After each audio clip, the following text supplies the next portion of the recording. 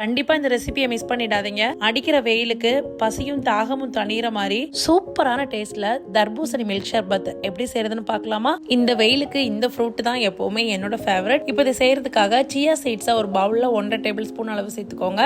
இப்போ இதுல தேவையான அளவு தண்ணி ஊத்தி 15 to 20 நிமிஷம் மாத்தி வச்சிடலாம். நல்லா ஊறி வரட்டும். இந்த டைம்ல தர்பூசணியை கட் பண்ணி இப்போ வந்து சின்ன சின்ன கியூப்ஸா ஒரு பாத்திரத்துல டிரான்ஸ்ஃபர் பண்ணிடலாம். இதுல இருக்கிற விதைகள் எல்லாம் நீங்க விருப்பம்னா மாத்திக்கோங்க. இதுல வந்து விதைகள் ரொம்ப சாஃப்டா இருந்தது, சோ அதை வந்து நான் வந்து ரிமூவ் பண்ணல, அப்படியே தான் சேர்த்துக்க போறேன். ஒரு பழத்துல 3/4 பகுதியை மட்டும்தான் நான் இப்போ வந்து ஷர்பத் பண்றதுக்காக எடுத்திருக்கேன். எல்லாத்தையும் ஒரு பாத்திரத்துல போட்டுட்டு இப்போ வந்து ஒரு ஆப்பியால லைட்டா இப்படி உடைச்சு விடுங்க.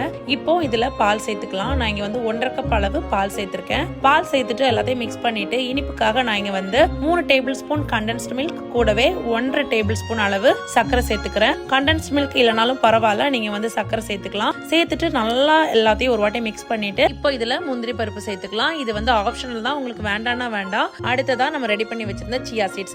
இப்போ எல்லாத்தையும் நல்லா ஒரு வாட்டி மிக்ஸ் பண்ணிட்டு கடைசியா சில்லுன்னு கொஞ்சமா ஐஸ் கியூப் சேர்த்துக்கோங்க. நான் இதுல ரோஸ் சிரப் எதுவும் சேர்க்கல. உங்கள்கிட்ட இருக்கு அப்படின்னா ஒரு 1.5 டேபிள் ஸ்பூன் சேர்த்துக்கோங்க. கலர்ஃபுல்லா சூப்பரா இருக்கும். இப்போ அப்படியே எடுத்து ஒரு கிளாஸ் குடிச்சிங்கன்னா அவ்வளவு திருப்தியா ஃபீல் பண்ணுவீங்க. தாகத்துக்கு மட்டும் இல்லாம டெய்லி தர்பூசணி எடுத்துக்கிட்டீங்கன்னா உங்க உடம்புல இருக்கிற நீர் சத்தையும் இது வந்து மெயின்டைன் பண்ணிக்கும்.